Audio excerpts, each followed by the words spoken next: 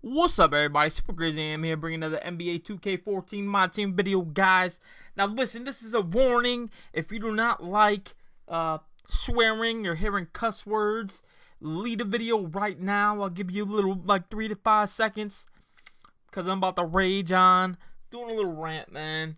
It's mainly about just poor officiating.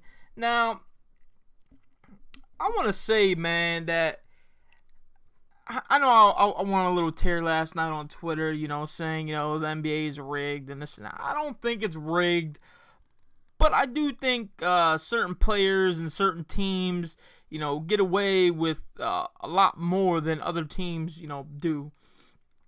Now, like the Miami Heat, for instance. Yes, my Nets were playing the Heat. Would I say they got screwed last night? I would say they got screwed out of a few calls that, didn't necessarily go our way. Like, at one point in time, Joe Johnson, it was like in the fourth quarter, like, I don't know, four minutes left or something like that. I think we were up a couple of points or something. Joe Johnson comes across, he's in the middle of the, he's dribbling at, like, the free throw line and stuff. LeBron comes over, bumps him, gives him, like, a little, like, shove and stuff, They don't call a foul or anything like that. And then on the very next possession, LeBron goes down the court, Joe Johnson bumps him, and they call a foul. Same shit that just happened on the other end of the court, they call a foul for. It didn't make no goddamn sense. Now, that's not the only thing. Towards the end of the game there, I don't know, we had the ball, we were down, I think, 2 points or some shit like that. Paul Pierce, he's going to try to take a three-pointer. And LeBron James hits his hand. Clearly hits his hand. Okay, as he's going to shoot a three-pointer. What do they call it? Out of bounds. And Nets did get the ball back, even though we couldn't, do anything. Couldn't even get a damn shot off. But Paul Pierce should have been shooting free throws. He should have been going to the free throw line to either give us a lead or tie the game or whatever. He should have been at the free throw line. Now, this is just me ranting and raving. But the Nets game wasn't the only game full of drama. The Thunder and Clippers game the other night, where that game was decided on a call or a couple of calls or stuff like that. I mean, they give the referees just too much fucking, power over games to dictate what the fuck goes on. And it pisses me off, man. It's like, it's a game, man. Let them play the fucking game. They're men. They're grown-ass fucking men. And you don't even let them play, man. You let them play like a bunch of bitches. Now we got the NBA full of fucking floppers. What happened to, like, old-school, hard-nosed basketball where, you know what I'm saying, you could bump a guy, you could put a hand on a guy and play defense. Now if you fucking put a finger on him, it's a foul. God forbid if you fucking breathe on LeBron, they're calling that shit nonstop. I mean, it's gotta stop, man. Now you got all these fucking good players flopping around because these referees don't know what the fuck to call. They're so inconsistent with their calls, it's ridiculous. It is ridiculous, man. And it's fucking irritating as hell to watch a game without seeing somebody flop.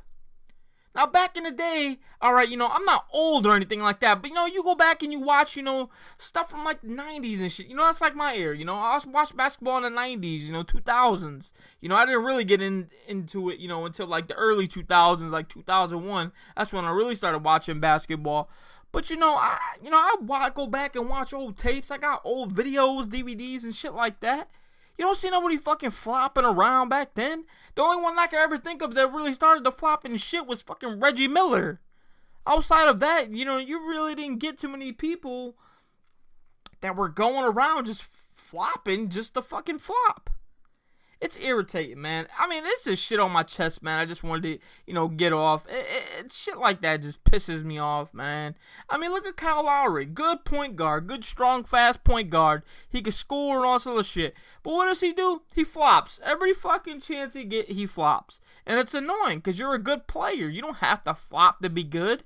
You can play defense without flopping. Now, I can understand sometimes it's not a flop, and the player will get hit pretty good, and they'll fall. Okay, I can understand that. But when you're getting fucking grazed and you fall to the floor like somebody's gonna beat your ass with a bat, I mean, that's a problem. That's a fucking issue. But, that's just me, man. it just irritates the hell out of me. I just think the refs have too much pull over games. I mean, there's nothing you really do about it. Everybody bitches for their teams, regardless. I'm sure there was Heat fans last night saying, oh, Nets are getting all the calls and we're not getting. Yeah, it could go fucking both ways. I get it.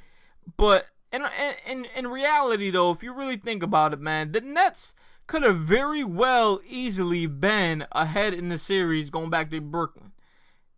These last two games, the Nets blew in the fourth quarter. They blow it, or did the refs fuck them? It's up for debate. My opinion, it was both.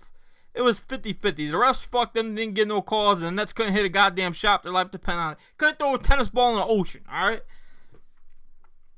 Now, I'm just like at a loss for words, man, on what the fuck to say, because I'm just so aggravated and irritated. I mean, I'm kind of calmed down right now. I'm kind of calm, cool. It's the next day, afternoon. Last night, man, I was freaking tight. If I made this commentary last night, I'd be mother effing everything. I'm just saying, man. I'm just relieving some stress right now. This is my stress reliever, because wifey's at work. I can't vent to her, and I'm pretty sure she don't want to hear me bitch at all either. So, yeah, man, this is my way of getting it off my chest, man. And another thing I want to say is, for all the people out there who say Joe Johnson has a bad contract, I don't ever want to hear that shit ever again in my life, okay? If I hear that again, I'm going to pimp smack somebody.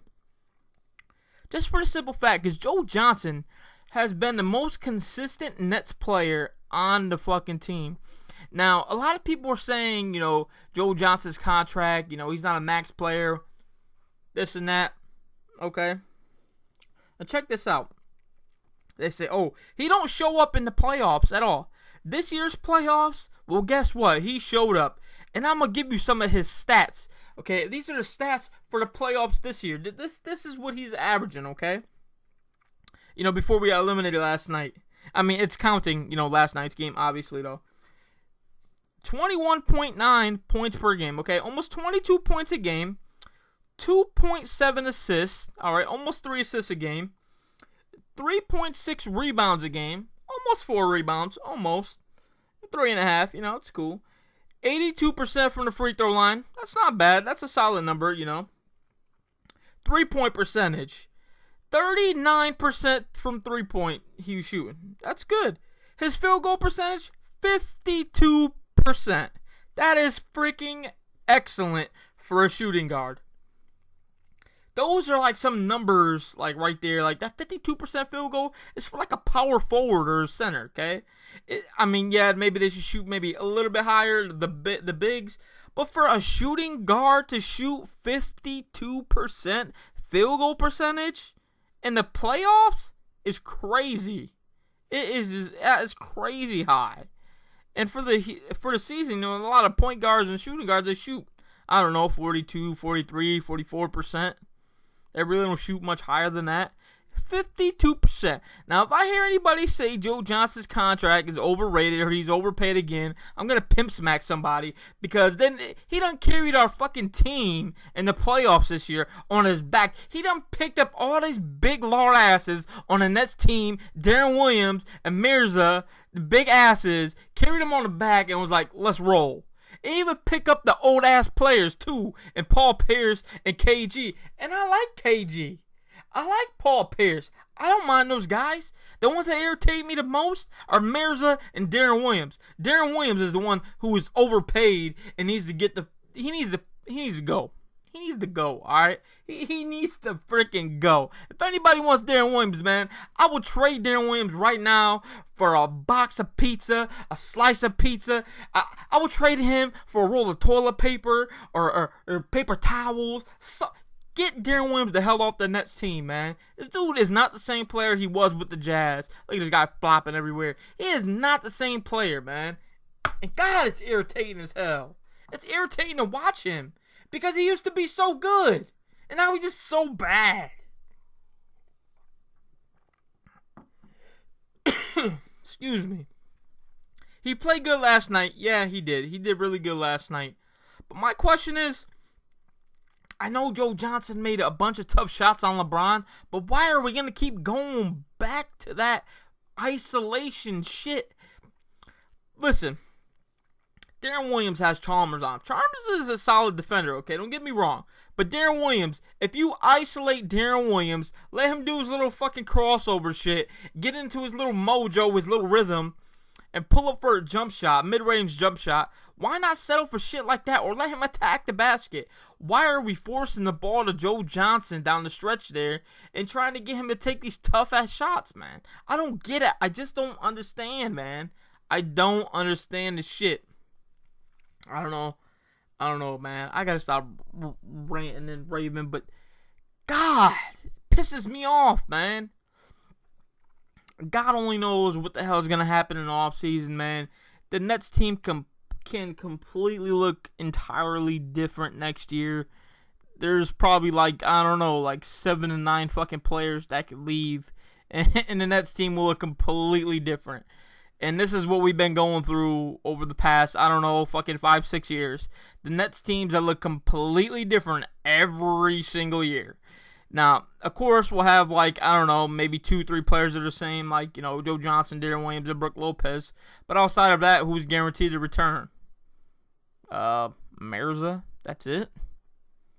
In reality, that's really the only person. That's those 4 players right there. Everybody else is up in the air. It's kind of like a player option or, shit like that. So, who knows, man? Who freaking knows?